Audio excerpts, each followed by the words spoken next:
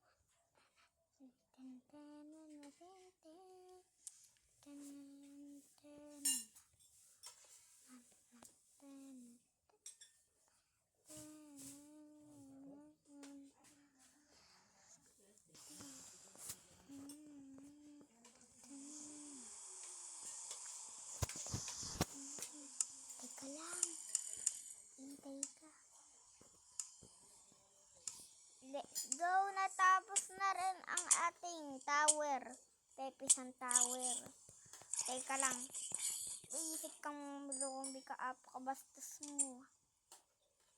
Ang bastos mo! Sumusobra kang zombie ka na. So, ayan na kung gaano kaganda yan Tingnan nyo naman.